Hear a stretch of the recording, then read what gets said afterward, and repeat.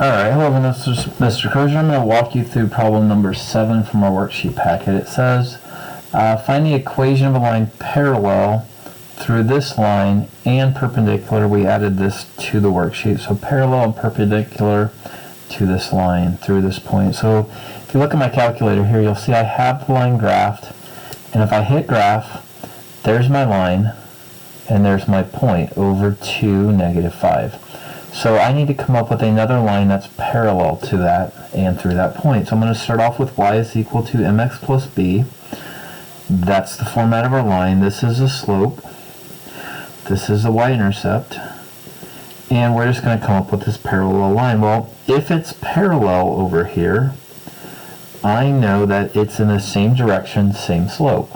So I'm going to take this -2 and I'm going to put this -2 right there. And now I have the slope. Now I need to know the y-intercept. Well, the y-intercept of this line has to also go through this point right here. So I'm going to take this point, which is x, y, and I'm going to substitute that in. So I'm going to take this -5 and put it here. I'm going to take this 2 and put it here. And now I'm going to solve for b. Just let's solve the equation. That's -4. Add 4 to both sides. B is equal to -1. So here's my equation. So I think this line should be parallel to this line right here. I'm going to graph it. You don't have a calculator to use, but if you go to www.desmos.com, you can do exactly what I'm doing here. And I'm going to come down here and I'm going to type in the equation -2x minus 1 and hit graph. And there we have it. We have two lines that are now parallel. We found a parallel line. It's right there and it's hitting that point. So now what we're going to do is we're going to come through and we're going to put a perpendicular line through here.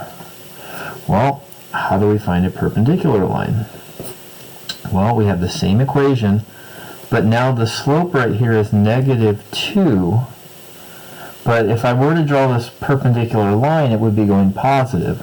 So I'm going to change this to a positive slope.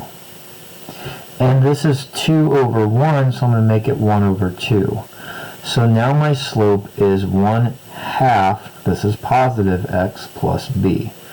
To find this slope right here, you have to do the opposite reciprocal of this slope. So -2, 1 becomes 1 over 2 positive. So that's my new slope. So again, how do I find the b value? Same thing, plug in the same point. -5, this is 1/2, 2 plus b. Draw the line. This is 1, subtract 1, subtract 1. b is -6. So I think my equation is 1/2 x minus 6. Let me try this. 1/2, well, 1/2 is the same as 0.5, right? So I'm just going to put 0.5x minus 6, hit graph.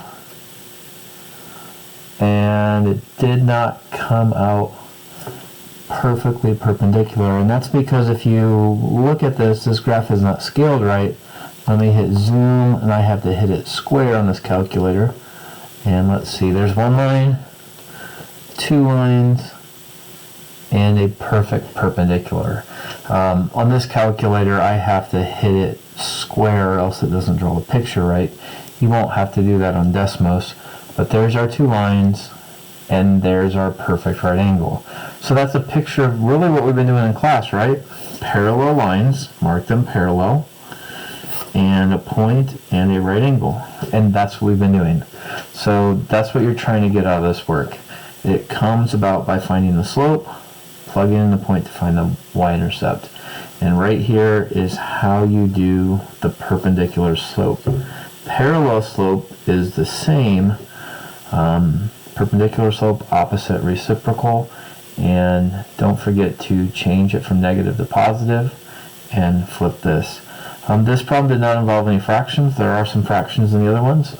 You can check it with the calculator if you don't know how to do the fraction work for now, but you want to figure out how to do the fraction work. Alright, I'm going to post some more videos for help with this, but this should get you started on the homework.